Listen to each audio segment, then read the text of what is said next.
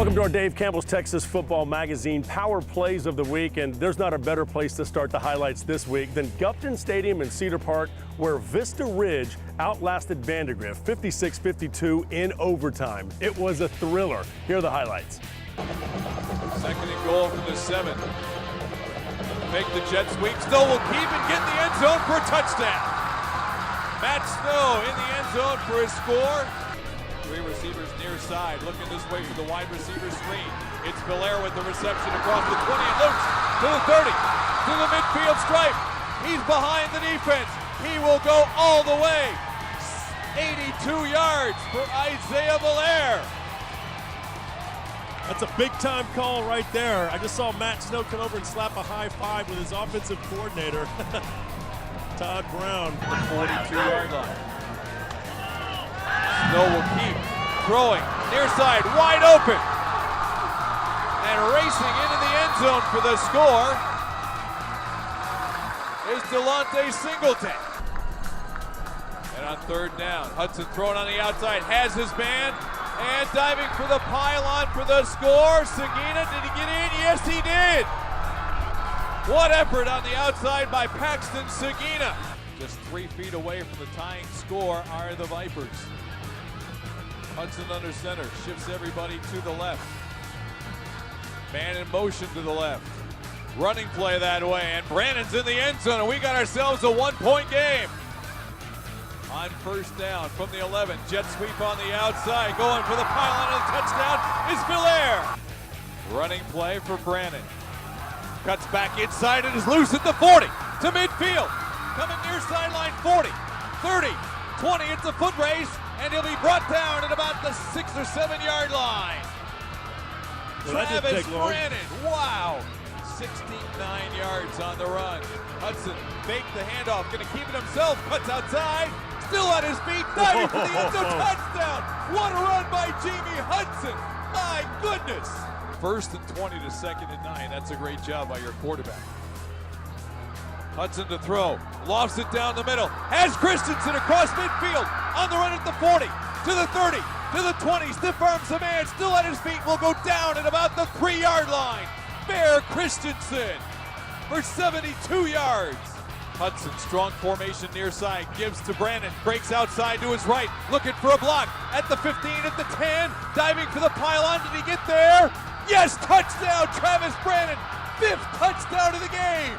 Dahl is in the backfield. Singleton starts in motion. Give it to him, trying to sweep the corner. Touchdown! 3rd one of the night for Delonte Singleton. And we're an extra point away from being tied again with 1:07 to play. Of Snow. Jet sweep, give to Singleton on the corner. At the 10, at the 5, down at the 1 yard line. Touchdown saving tackle made there by Sumner. Wow! That play's been there all day, Tom. Yep. Snow, quarterback sneak. Did he get there? Yes, touchdown! Vista Ridge wins to go to 6-0 on the season and 3-0 in district. Okay, perhaps we got a little carried away with that overtime win by Vista Ridge over Vandegrift, but let's stay in District 25-5A for a minute as Cedar Park squared off with their old rival Leander. Timberwolves quarterback Amir Alzir with the nice pass to Jack Grimm for a 16-yard touchdown. Leander has always played Cedar Park tough. Check out the trick play as receiver Gabriel Sanchez takes the ball, goes up top to Mikhail Dawkins for a 30-yard TD pass play.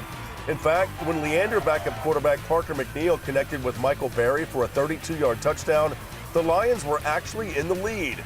But it was short-lived though. Cedar Park got a 1-yard touchdown run from Thomas Hutchings and never looked back.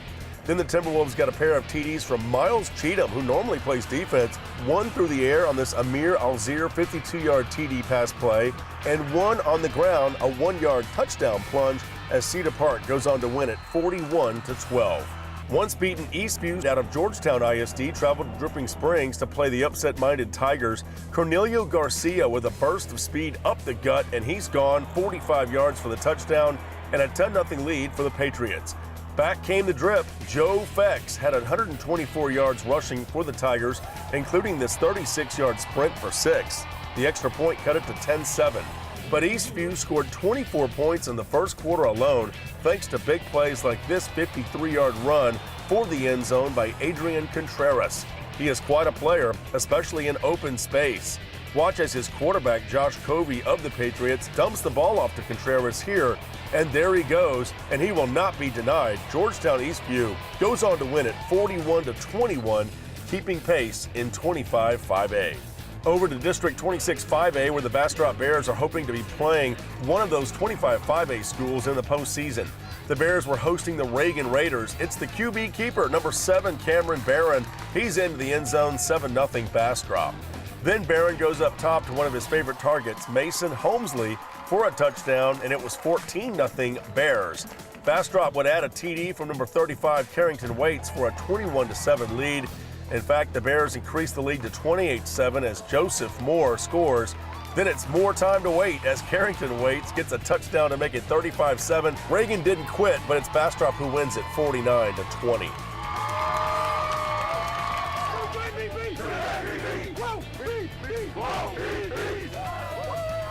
Round Rock was hosting Rouse in a key District 13-6A game. The Raiders scored first to take a 6-0 lead, but let's not forget the Dragons have been on a roll since their opening season 7-point loss to a tough Temple team. Round Rock answered with a touchdown of their own to take a 7-6 lead into the locker room, but would outscore Rouse 29-10 in the second half to win it 36-16.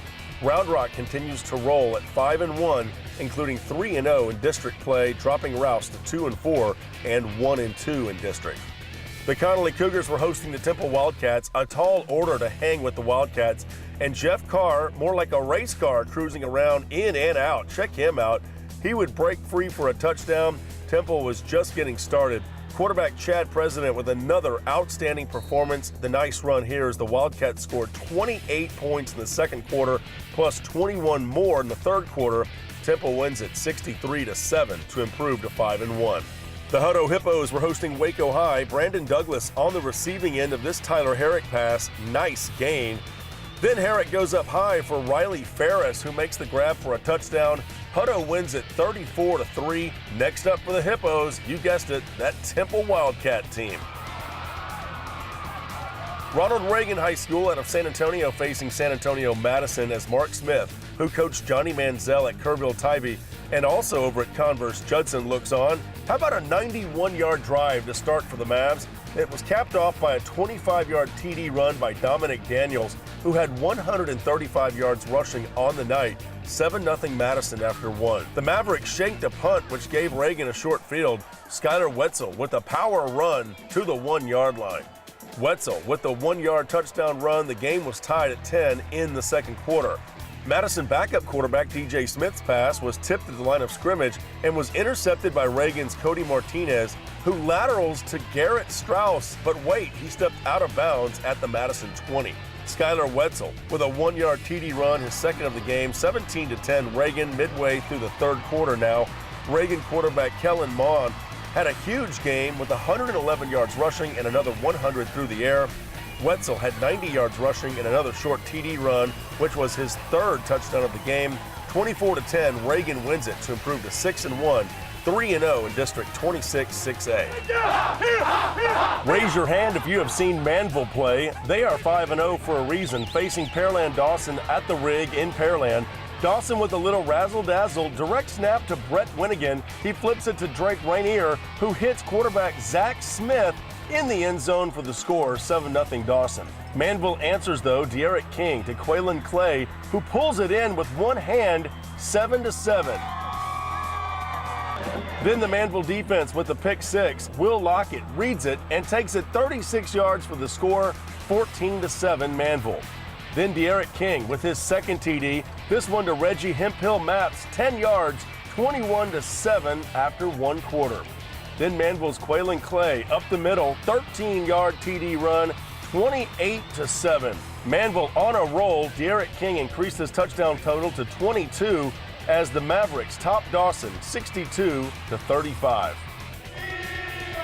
Oak Ridge squaring off with Atascocita. First quarter, Oak Ridge QB Braden Letney with the screen pass to Lamar Handy down the sidelines, 22 yards. That would set up a field goal. Second quarter, Atascocita running back Patrick Taylor Jr. explodes up the middle. He gets 39 yards on this one, down to the 7. But a couple of plays later on a quick slant, Oak Ridge with a huge hit causing the fumble, and Kevin Tillery Walker recovers the fumble for Oak Ridge. Atascocita defense now. Check out Andre Mickles Jr. He comes flying through, in for the sack and the huge loss. Final seconds of the half, Atascocita at the 38, and QB Niall Campbell takes off, makes a couple of nice moves, and he'll scoot in for the TD. 7-3 Atascocita at the break. 14-10, Atascocita in the third now. Eagles quarterback Niall Campbell with a huge play with his wheels, takes off downfield, 40 yards inside the 30-yard line to the 28. A few plays later at the 7, Campbell looking end zone. He's got Dwayne Winningham for the score, 21-10 Atascocita. Then the defense comes up big with another huge play. The pass by Oak Ridge is intercepted by Dominic Harrison. He's looking for the huge return, and he's stopped inside the 10, fumbles, but the Eagles recover at the 7. A few plays later, Campbell dives in from a yard out, 28-10 Eagles. They, in fact, were looking good. Eagles at the 17-yard line. Fourth quarter now, Atascocita running back Deneric Gibson with the carry, and he goes in for 6 more.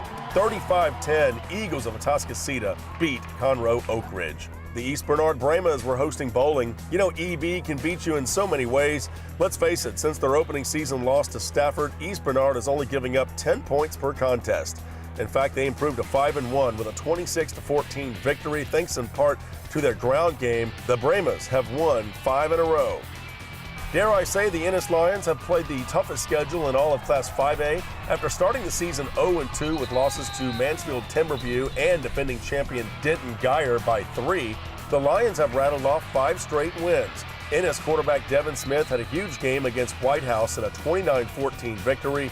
When Smith wasn't scoring, the Ennis defense was making some plays as well. Marcus Monroe with this interception. Ennis with a 15-point victory with Tyler and Lufkin next on their schedule. Ouch.